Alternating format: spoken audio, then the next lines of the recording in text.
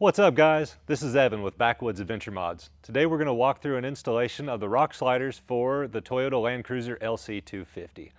Now these are a hybrid step slider, so they're a great step and a great rock slider. They're a 0-degree angle, so they're flat, and they're a little bit wider than you normally see, which aids one in actually using it as a step, and two, it keeps your vehicle off an obstacle like a rock or a tree.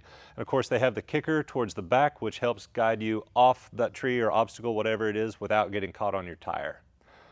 They're also a hybrid material design, meaning that they're steel and aluminum. So the frame, the bulk of it, the tube, high strength DOM steel. The top plate is aluminum, which of course gives you much better rust resistance when ultimately you scuff them up. In the box you'll have the left and right slider and the installation hardware. Let's get started. So the install process is really simple on these. Basically, you take off anything that's in the way, including factory steps if you have them. There are a couple little plastic plugs that I'll talk about, and on the passenger side we're going to temporarily take out the bolts that hold the little fuel tank skid plate on. And we'll go through all that in detail. But I want to point out that the threaded holes from Toyota have paint or powder coat or whatever's on the frame in them, and it's kind of tough to start a bolt. So I'm going to recommend that you grab your tap, and this is a metric 10 by 1.25, and I recommend that you chase the holes. It makes the bolts go in a lot easier. You can thread them in by hand almost the whole way at this point.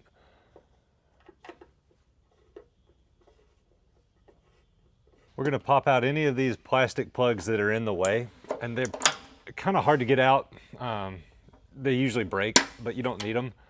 So just look at whichever of these are going to be in the way and remove them.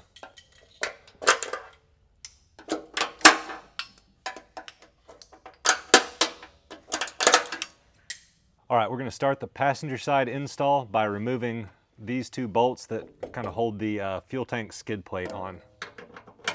This is a 12mm socket. This can just kind of hang out of the way for now. If you're doing this on the ground, it's easy enough just to grab a couple jacks or a couple jack stands, or just have a buddy help you hold it. In this case, Ethan's going to hold the front while I get the back bolt started. Oh yeah, right there. So we're going to go through and put all the bolts in finger tight before we tighten any of them down.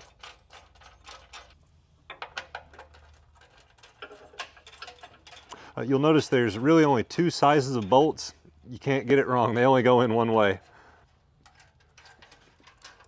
Now on the bottom for the skid plate, we have a longer bolt now because we're going through more material, so don't use your factory ones.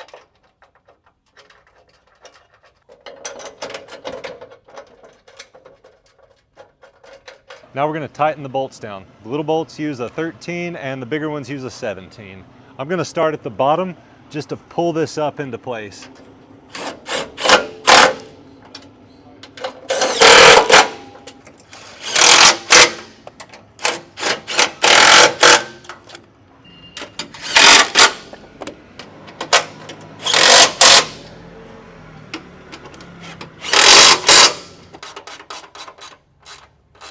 Now that I've got all the bolts tight, I'm going to go back through and just double check that they're all snug enough.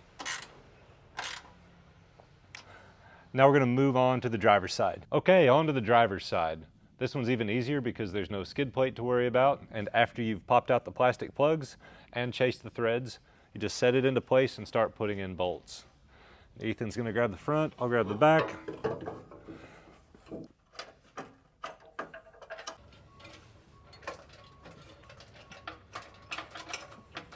Once they're all in, we can tighten them down. I'm going to start with the two on the front at the bottom, and then if there's any adjustment you want to do, if you want to raise it up on the front or back to match, do that before you start tightening your side bolts down.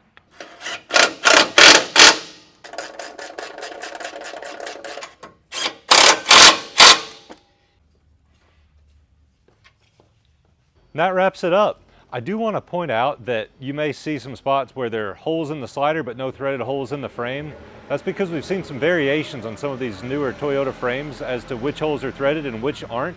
So just use any threaded holes you can see, and if there are some spots in the sliders with a hole and no hole in the frame, don't sweat it, don't worry about it, just use all the hardware you can.